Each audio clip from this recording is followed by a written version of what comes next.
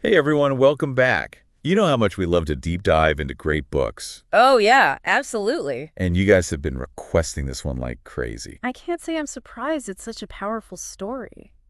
So today we're going all in on The Perks of Being a Wallflower by Stephen Chbosky, Definitely one of those books that stays with you long after you finish it. for sure.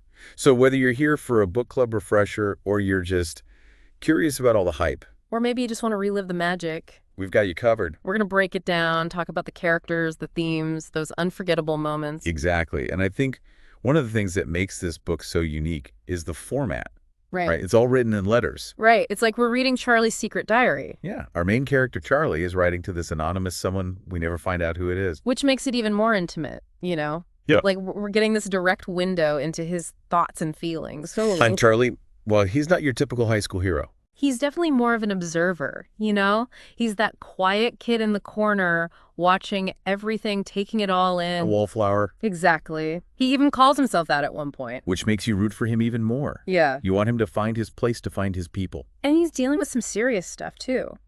Like right off the bat, we learn that his best friend Michael died by suicide the year before. Ugh, that's so heavy.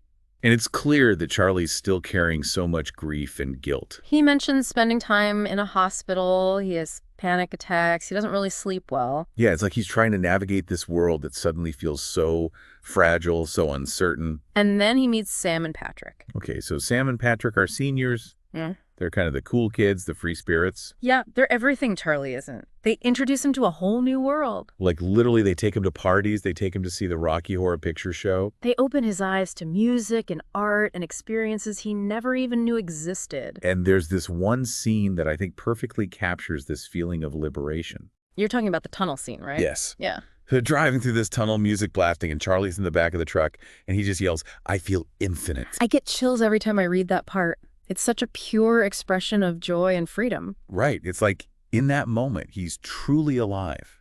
He's connected. He's part of something. And I think that feeling of infinite, it's what Charlie's been searching for all along. The sense of belonging, this feeling of possibility. And it's so powerful because so many of us can relate to that feeling, you know? That longing to find your tribe, to find where you fit in. Totally. Mhm. Especially during those awkward teenage years when everything feels so intense. Everything's heightened, you know? The good, the bad, the confusing. And you're just trying to figure it all out. Which brings us to Charlie's crush on Sam. Oh, yeah. That's a whole other layer of complexity. Because Sam is dating someone else and Charlie's feelings, well, they're definitely not reciprocated. Which makes it so heartbreaking to watch him try to navigate those feelings. He's so sweet and supportive. He makes her mixtapes. He spends time with her. He just wants to be close to her. But it's clear that Sam has her own baggage, her own issues. She mentions being abused by her dad's boss when she was 11. Yeah, that was such a gut-wrenching reveal. It makes you understand why she might be drawn to guys who don't treat her right. It's like she's trying to recreate this pattern of seeking validation from people who can't really give it to her. Which is so common. You know, it's like we try to heal our past hurts by repeating them in the present. And it rarely ends well. For sure. So you've got Charlie dealing with his own trauma, and then there's Sam with hers, and then we have Patrick. Right. Who is openly gay but secretly dating Brad, the football quarterback. Talk about a recipe for disaster. Yeah, Brad is terrified of being outed. He's living this double life, and it's eating him alive. It highlights this fear of being different, of not fitting in. Which is something all the characters in this book are struggling with in different ways. And it's all about to come to a head in a pretty dramatic way. Oh yeah, things are about to get messy. We're going to leave it there for now, but I can't wait to dive deeper into the drama after the break. Buckle up, listeners. It's going to be a wild ride. All right, so we're back, and things are definitely getting complicated for Charlie. Yeah, he's trying to juggle all these intense feelings and relationships. And it's all kind of exploding at this party, right? They're playing Truth or Dare. Ooh, classic high school party game. And Charlie gets dared to kiss the prettiest girl in the room. Now, I think we all know where this is going. Yeah, it's pretty obvious he's going to go for Sam. But wait, there's a twist. He's also taken LSD for the first time. Oh, wow, so he's not exactly in his right mind. And yeah, he ends up kissing Sam. Which is not a good idea, considering she's his best friend's girlfriend. And she's also not into him romantically. So this is like a recipe for disaster. Pretty much. What happens next? Well, chaos ensues. Mary Elizabeth is humiliated and heartbroken. Right, because she's kind of Charlie's girlfriend. Exactly. And Sam, she's furious and confused. I mean, who wouldn't be? And Charlie, well, he spirals. His mental state takes a nosedive. Big time. He starts having these intense flashbacks and panic attacks. It's like this kiss just cracked open this Pandora's box of trauma. Yeah, it's a major turning point in the book. Because up until this point, we've been getting these hints about Charlie's past. Like these little snippets of memories, these mentions of his Aunt Helen, who died when he was younger. Right. But we don't really know the full story. And finally, the truth comes out. So Charlie reveals that he was sexually abused by his Aunt Helen as a child. Yeah, it's a heavy moment, and it suddenly makes so much sense. His anxiety, his withdrawal, his difficulty with intimacy. It all starts to connect. And it's so heartbreaking because you realize this quiet kid has been carrying this secret for so long. It makes you think about how we perceive people you know. Like we can be so quick to judge or label someone without really knowing what they're going through. Absolutely. It's a reminder to be kind, to be compassionate. Because you never know what someone else might be battling behind closed doors. Exactly. So after this revelation, things get really bad for Charlie. He's overwhelmed by his memories and his emotions. And he ends up being admitted to a psychiatric hospital. Wow, that's intense. But it's also a reminder that mental health struggles are real. And that seeking help is crucial. It's not a sign of weakness, it's a sign of strength. So the book ends with Charlie in the hospital.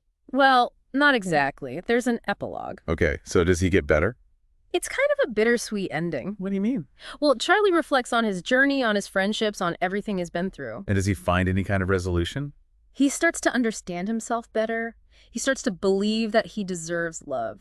That's so important. And he says this powerful line, "I feel like I can be myself now." Wow, after everything he's endured, to finally arrive at that place of self-acceptance. It's a testament to the resilience of the human spirit. And the power of connection. Because throughout the book, we see how Charlie's relationships help him heal. Sam Patrick, his English teacher, Bill. They all play a role in his journey. They offer him support. They challenge him. They show him that he's not alone. And it's not just about receiving support, it's also about giving it. Right, Charlie becomes a source of strength for Patrick when he's struggling. Which shows the depth of their friendship. And it highlights this idea that we need each other. We need people in our lives who can lift us up and who we can lift up in return. So ultimately, The Perks of Being a Wallflower is a story about hope. It's about finding your people, finding your place in the world. Even when that world feels scary and uncertain. And it reminds us that we're all in this together. We all have our struggles. Yeah. Our heartbreaks, our moments of feeling lost. But we can find our way through them. With a little help from our friends and a little bit of hope.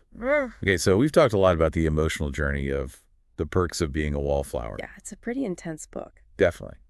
But I also think it's worth talking about the setting and the time period. Oh, absolutely. It's set in the early 90s, right? Yeah. And Chbosky really nails that era. The music, the clothes, the whole vibe. It's like a time capsule of 90s alternative culture. Right.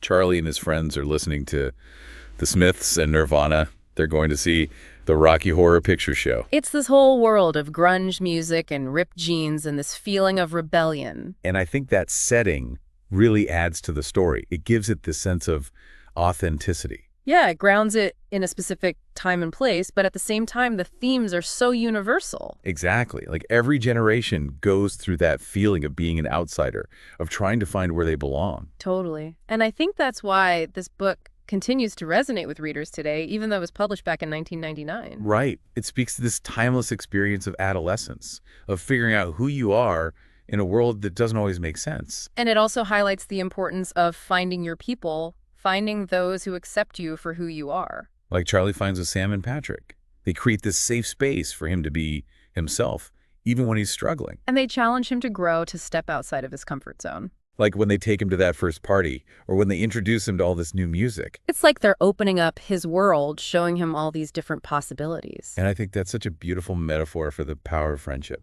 How friendships can help us expand our horizons and discover new parts of ourselves. Absolutely. And I also love how the book explores the complexities of friendship.